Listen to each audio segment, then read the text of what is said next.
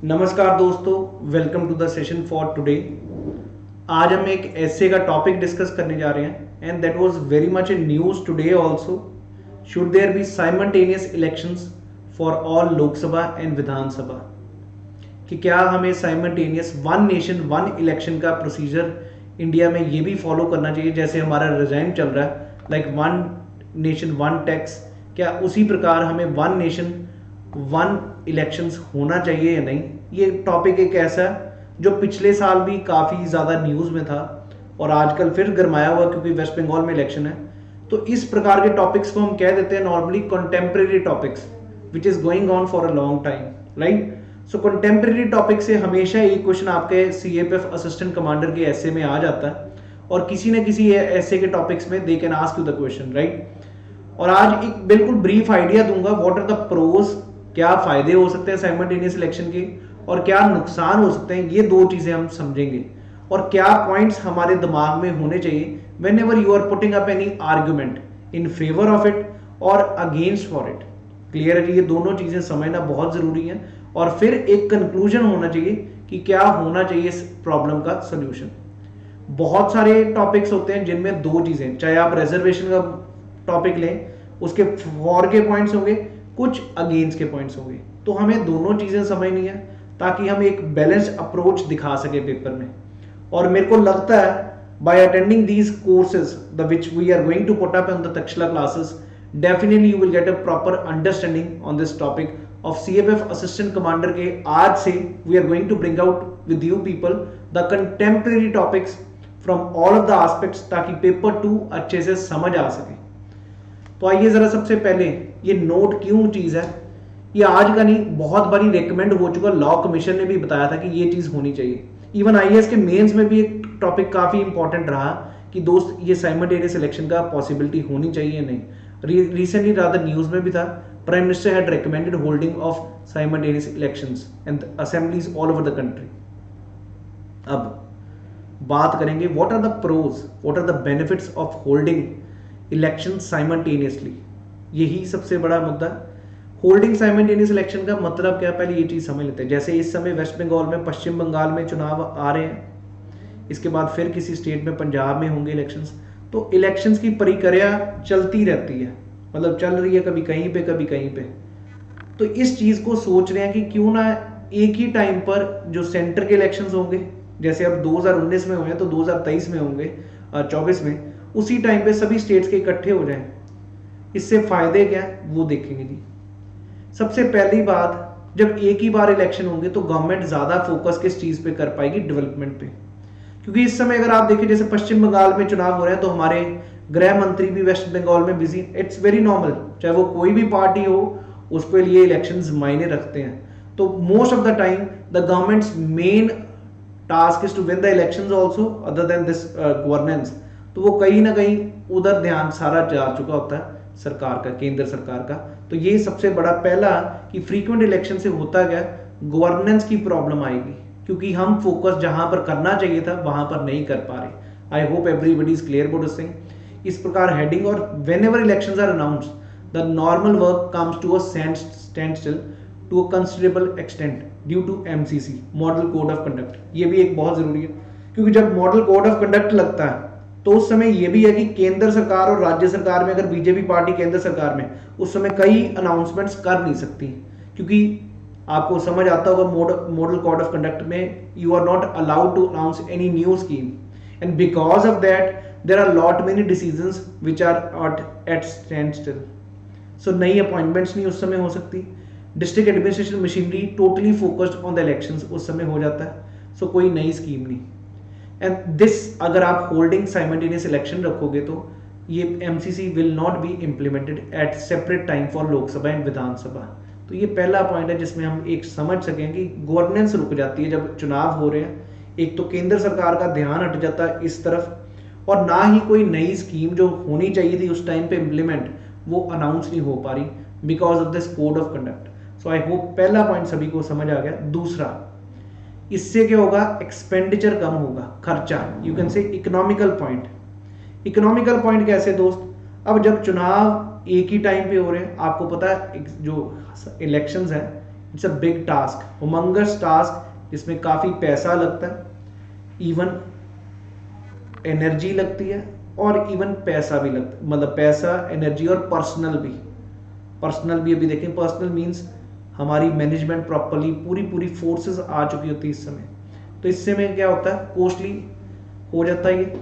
Holding elections together reduces expenditure made by political parties on election campaigns because of the frequent elections.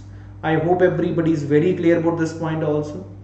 तीसरा point बात करें तो allow leaders not to always engage in campaigning, ये भी चीज़ होगी जी। अब वही चीज़ जो मैं फिर से बता रहा हूँ कि गवर्नेंस का मुद्दा आता है, और लीडर बेचारा जो मेन सेंटर पे पार्टी है उसकी जिम्मेवारी बन चुकी होती है कि वहां पर उस राज्य में भी चुनाव जीतने हैं, तो वो कैंपेनिंग में बिजी है, तो उसके कारण they are not able to focus on the governance. तो ये भी चीज़ समझ आता है, ये पॉइंट्स आप अलग से दिखा सकते हैं। ये 3 पॉइंट्स अभी तक हमने बात किया है कि फायदे क्या है साइमल्टेनियस इलेक्शन के। तीसरी चीज़, वोटिंग परसेंटेज भी क्या पता बढ़ जाएगी इससे। क्यों? क्योंकि यार पहले क्या होता है, एक कभी स्टेट के आ रहे हैं, कभी राज्य के, कभी सेंटर के आ रहे हैं, तो बंदा बिजी है कि भाई मैं क्यों जाऊं। अब अगर एक ही बार होगा, the person will be very much concern कि यार एक ही बार में है, स्टेट का भी है सेंटर का भी है, तो वोटिंग परसेंटेज बढ़ सकती है। माइग्रेंट वर्कर्स को बार बार नहीं जाना पड़ेगा, एक ही बार जाएंगे तो naturally they will definitely make sure that they go for elections. So that's very important point, increase in the voting percentage. आइए जरा तीसरा देखें, reduce money spent on manpower deployment. वही चीज मैंने बताया था, जब भी इलेक्शंस हो रहे होते हैं manpower has to be deployed for prolonged periods in election duty. CRPF, ये जो हमारी पैरामिलिट्री फोर्सेस हैं, इनको लगाना पड़ता है वहां पर। सो इससे क्या होगा, large amount of money spent on manpower deployment. So conducting election once will bring down the overall cost of conducting elections in terms of distributing voter slips, bringing the staff, calling the central personnel, delay in schemes deemed as popular, etc. तो मेरे भाई एक proper pros क्या, फायदे क्या, हमें काफ़ी अच्छे अच्छे फायदे दिख रहे हैं कि यार एक तो जो पैसा बचेगा सरकार का, जो पब्लिक मनी है, that will be you can से सेव्ड। दूसरी चीज़, जो सरकार है वो काम अच्छे से कर पाएगी। तीसरा पॉइंट, वोटिंग परसेंटेज भी बढ़ेगा। तो ये काफी अच्छे पॉइंट्स हैं। आप अगर बिना प्रिपेयर करके सोचे तो you won't be able to give easily these points. So now you can just jot down these points. This is one of the topic which is high chances of being asked in the paper. आज बिल्कुल Tribune में भी था एक editorial इसी पे simultaneous election पे, क्योंकि जब से हमारी बीजेपी सरकार बनी है ये भी बार बार कह रही है कि we should have simultaneous election in the country. ये सिर्फ इंडिया में नहीं, ऑलरेडी काफी कंट्रीज में वर्ल्ड में ये साइमल्टेनियस इलेक्शन का कॉन्सेप्ट आ चुका है, and it has been really you can say useful for these nations. अब जरा कुछ नेगेटिव्स भी हैं, वो भी जानने बहुत जरूरी हैं। चाहे आप कल को एसएसबी का इंटरव्यू दे रहे हो तो एटलीस्ट पता भी तो हो कि क्या आपको नॉलेज कैसा है और हमारा दिमाग कितना चल सकता है। यहां पर अगर देखें, frequent elections are beneficial in number of veg.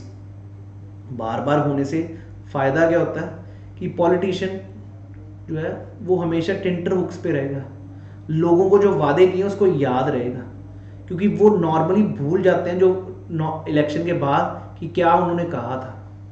इससे क्या होगा, अकाउंटेबिलिटी बढ़ जाएगी, क्योंकि अगर अभी चुनाव हुआ है, केंद्र सरकार ने ये घोषणा की थी जब केंद्र सरकार के चुनाव थे लोकसभा के, और 2 साल बाद स्टेट में है, तो एटलीस्ट उनको जवाब देना पड़ेगा राज्य को कि जो हमने किया था वो पूरा किया कि नहीं। So this is accountability, gives a boost to the economy at the grassroots, creating work opportunities for lack of the people. Holding elections at one time will close the opportunities. Very right here. At least आप जब अलग अलग time पे election हो रहे हैं तो एक प्रकार का अपॉर्चुनिटीज मिलती हैं किनको, लोगों को, कि जज कर सके, ना कि 5 साल बाद 2 साल बाद ही कि भाई तुमने काम किया कि नहीं। ये पॉइंट है जी। तीसरा, अगर elections are held simultaneously this will lead to mixing of national and local issues. इससे क्या होगा जी, अगर आप देखें, अगर इकट्ठे होंगे कुछ लोकल इश्यूज हैं उस राज्य के, उस स्टेट के, तो वो प्रायोरिटी में खत्म हो जाएंगे जी। समझ आती बात। अब केंद्र की सरकार है, इसने बात करनी है अपने डिफेंस के बारे की, हमने डिफेंस पे ये चीजें की, कहीं ना कहीं वो राज्य की इतनी ज़्यादा इंपॉर्टेंस नहीं है राज्य के लिए, उसके लिए वहाँ पर लोकल डेवलपमेंट बहुत ज़रूरी है। तो केंद्र बार बार ये चीज़ें, तो इसमें मिक्सिंग हो जाएगी or they will be able to maneuver such. So voters mind local issues might overtake wider state and national issues or vice versa. कई बारी नेशनल इशू ज़्यादा इंपॉर्टेंट हो सकता है, लेकिन आप लोकल इश्यूज के कारण that person may not be go in favor of that part. So this can result into very right issue here कि यार आपकी प्रायोरिटीज में काफ़ी ज़्यादा कंफ्यूजन हो चुकी होगी वोटर के लिए. थर्ड, अगर आप इलेक्शन कर रहे हो तो उसके लिए ईवीएम मशीन्स काफ़ी चाहिए. एक इकोनॉमिकल पॉइंट बात करें, अभी क्या होता है अलग अलग स्टेट में है तो दो ईवीएम मशीन्स यहाँ से दूसरी स्टेट में पहुँच गई तो वहाँ पे हो गया. So this will require large scale purchase of the EVM machines. Would also need to be replaced after every 15 years, which would again entail expenditure. Thus, further storing these machines would increase the warehousing cost. कि आपको एक बार use करना है तो दोस्त अगले 5 साल तक इसको कोई यूटिलिटी नहीं है वेयर इसकी मशीन्स की, तो फिर अगले ये 5 साल बाद तो, और वैसे एवरेज लाइफ होती है 15 साल. So it will be of no use at that time.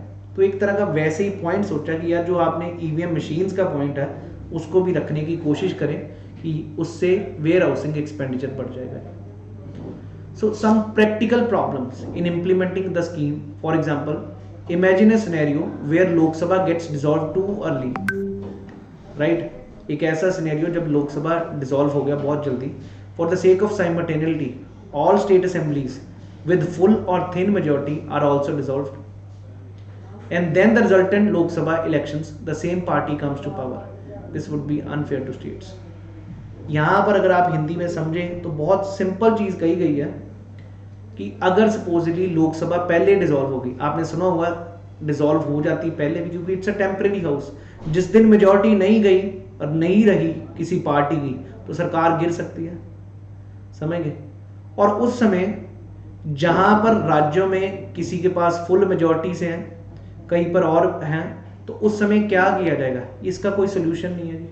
केंद्र की सरकार गिर गई है 2 साल बाद और बाकियों में तो अभी इलेक्शन, अब इकट्ठे कैसे इलेक्शन करेंगे फिर से, तो क्या फिर से इलेक्शन नहीं होंगे यहाँ पर, तो पॉसिबिलिटी कम है. The party some time comes to power, ये समझ आ गया. And this would be unfair to states. कई बार क्या होता है सेंटर का जो डिसीजन होता है, सेंटर की जो पावर है वही स्टेट में ज़्यादा दबदबा होता है. जो सेंटर पे सरकार हो कई बार इसके कारण people are influenced at the state government also. So this is the point. Then the fifth point, the idea of simultaneous elections clearly goes against the constitutional structure. जो आप साइमल्टेनियस इलेक्शंस की बात कर रहे हैं वो जाता against the constitutional structure of the Indian parliamentary system. For example, dissolution of state legislature before completion of 5 year term will break the cycle again, thereby rendering the whole exercise futile. ये भी बिल्कुल बहुत सही चीज़ बात की गई है कि अगर डिसोल्यूशन पहले होगी है स्टेट की भी तो साइकिल पूरा ब्रेक हो जाएगा, thereby rendering the whole exercise, पूरी फ्यूटाइल हो चुकी एक्सरसाइज खत्म. क्योंकि फिर से अगर चुनाव होंगे तो भाई अगले 5 साल के लिए बनेगी, तो वो पॉसिबिलिटी बन नहीं रही. ये चीज़ समझ आता है साइमल्टेनियस इलेक्शन का. इसका कोई सोल्यूशन हो तो हम बात करें. आखिरी point, administrative hassles in managing all elections at the same time can lead to incidents of poll rigging, and this may put heavy burden on the government in the fiscal year. कि कई बारी जब आप इकट्ठे election करवा रहे हो state के सेंटर के तो काफ़ी ज़्यादा कम्बरसम टास्क हो चुका होगा. पोल रिगिंग जैसे मुद्दे ज़्यादा और होने शुरू हो जाएंगे क्योंकि दोस्त कंट्रोल करना मुश्किल हो पाएगा इलेक्शन कमीशन, क्योंकि स्टेट के भी हैं सेंटर के भी इलेक्शन इकट्ठे. तो ये कुछ पॉइंट्स हैं जहां पर आप इजीली समझ सकते हैं कि यार नेगेटिव्स भी हैं और पॉजिटिव्स भी हैं. अब कैसे वे फॉरवर्ड कैसा होना चाहिए, हमें सोचना क्या चाहिए कि क्या हो सकता है. Several practical problems we have seen and limits its feasibility कम दिखती है इसमें, बट स्टेटस को भी सॉल्व नहीं कर रहा प्रॉब्लम्स को. सो मिडिल वे ग्राउंड क्या है, तो क्यों ना हम ये स्टेप्स लें to reduce the duration of election process by half by conducting elections in 1 day that requires making available to the EC 5 times the central armed forces that is currently provided. Raising a few battalions of various paramilitary forces will also give relief to extremely stretched and stressed forces, provide employment and contribute to better enforcement in troubled areas. समझ आ रहा बात जी कि हम क्या करेंगे, reduce the duration of the election process by half, एक ही दिन में इलेक्शन पूरे के पूरे कर दें। अगर एक राज्य में हो रहे हैं तो वो चीज़ करें। और इसमें रिक्वायरमेंट क्या है, 5 टाइम्स उसको सेंट्रल आर्म फोर्सेस को अवेलेबल हो। रादर अगर आप हो सके तो इलेक्शन के लिए अलग पैरामिलिट्री फोर्सेस खड़ी कर दें ताकि जल्दी से जल्दी इलेक्शन हो सके, ना कि 5, ये जो आपने देखा होगा इंस्टांसेस में होता है कि 10 बारी, मतलब 10 स्टेजेस में होगा तो एक स्टेज में इलेक्शन खत्म हो जाए। पहली चीज़, इससे खर्चा भी कम होगा। दूसरा, other possible and desirable action is to cut the role of money power in elections. ये क्या चीज़ हुई, putting a cap on the political party expenditure and state funding of the political parties.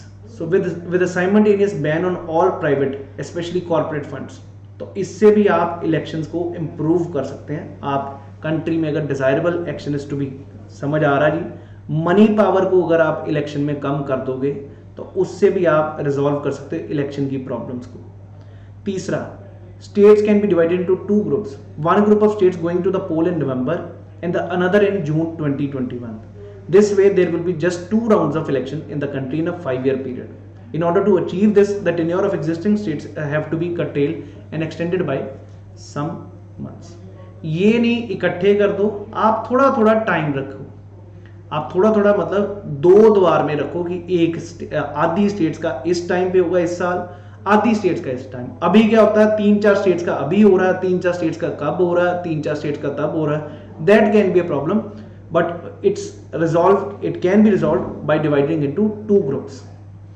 अब अगर कंक्लूजन की बात करें तो दोस्त है क्या, the similar voting at both centre in the states is a concern in case of holding simultaneous elections, क्योंकि सिमिलर वोटिंग के कारण many votes do not discern the difference due to lack of education, apathy, etc. So understanding individual manifestos of the parties at the center and the state requires the different election. क्योंकि दोस्त state में और centre में कई बार ज़रूरी नहीं कि same सरकार हो तो काम अच्छा होगा, और बहुत ज़्यादा चांसेस हैं अगर आप इलेक्शन इकट्ठे करवा रहे हो तो एक ही पार्टी के फेवर में जा सकते हैं इलेक्शंस की रिजल्ट्स, और जिस कारण may be there will be lack of governance will be the outcome at that time. क्योंकि जब पता केंद्र भी हमारी सरकार है, राज्य में भी हमारी सरकार, हमें कोई पूछने वाला नहीं है। अब एटलीस्ट कई बारी सेंटर और स्टेट जब ऑपोजिट खड़े हैं तो कई बारी उनके सॉल्यूशंस निकलते हैं, ये चीज़ मैं कहना चाहूँगा, and that will be rather better. और मैनिफेस्टोज भी चेंज होंगे। अब सेंटर के मैनिफेस्टोज और स्टेट के मैनिफेस्टोज जब इकट्ठे होंगे तो दोस्त वैसे जब स्टेट्स के अलग टाइम पे चुनाव होंगे, मैनिफेस्टो में चेंजेस आएंगे, जो लोगों की रिक्वायरमेंट होगी उस पर फोकस होगा। ऐसे आप अगर देखें तो सेंटर का जो you can say overshadow कर देगा स्टेट्स को, so they won't be ever a good thing. So in a nutshell I can say the solutions can be many, but one nation one election can be a problem in the coming time for the governance of the country, for you can say for the you can say a people's choice also, and people will not be able to select the right party for their state or for their you can say center party. So I hope you people understood this essay. Definitely this is an essay which is going to come, at least you can go for this topic in a number of newspapers. So just read करिए, ये सिर्फ एक तरीका था सिर्फ आपको समझाने का, how you can put up the points, what should be the idea to put up in your essay. If you really like this session, please do hit a like button and do share this essay with other people so that other people can also know. So thank you, wish you all the best. Jai Hind everyone.